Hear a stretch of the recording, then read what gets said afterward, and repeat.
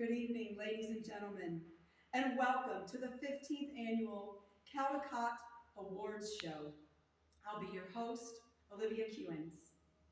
The Caldecott Medal, given by the Association of Library Service to Children, is awarded to the artist of the most distinguished picture book for children.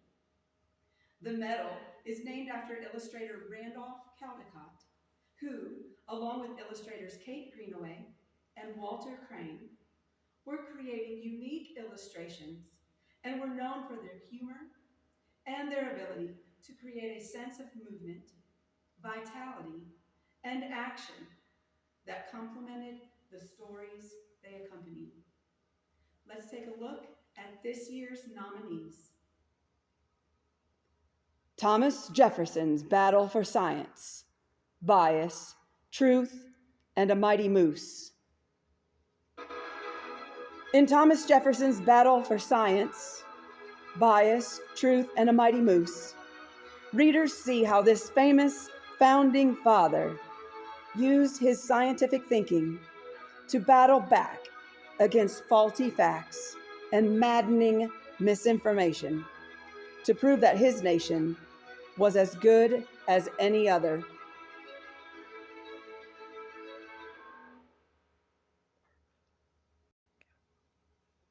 No Cats in the Library by Lauren Emmons. Clarice is a clever cat who loves books. She may not understand the dark, squiggly lines, but she can't get enough of the pictures.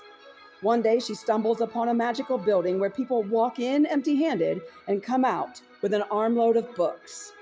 She has to find a way inside. There's just one problem. No cats are allowed in the library. Clarice sneaks in, but when the librarian comes looking, will Clarice be allowed to stay? This year, as in years past, we, the selection committee, considered several criteria before making our final selection. We asked ourselves, in what ways do the illustrations help create meaning of the text? How are the pictures made an integral part of the text? How has the illustrator created balance in composition? Answers to this and other criteria led to our final selection. And this year's winner is Jeremy Holmes with Thomas Jefferson's Battle for Science.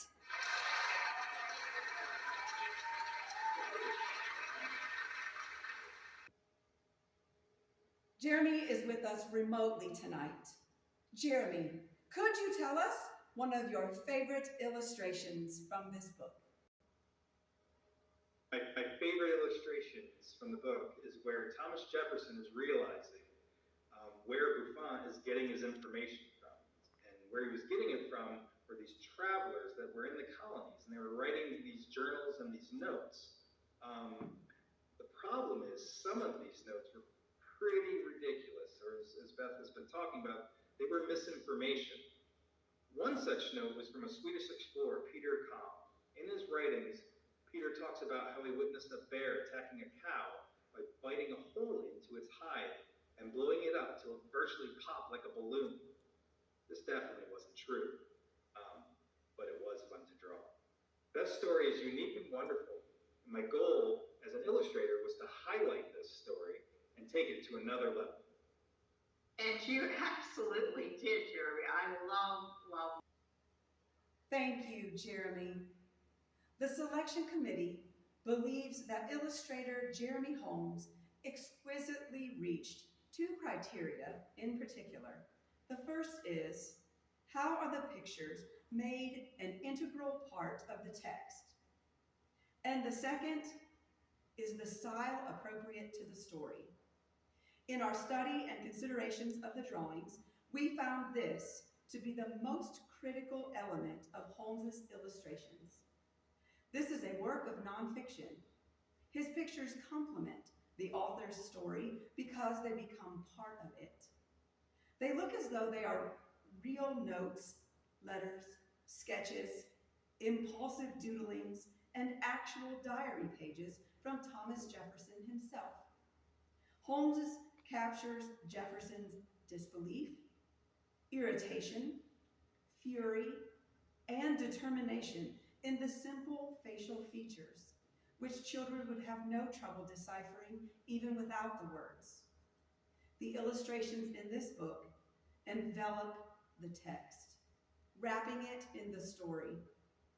In this particular book, the words become part of the pictures, a true feat, and one of the many aspects of this book that the committee felt earned this year's Caldecott Award. This concludes our awards show. Thank you for joining us, and good night.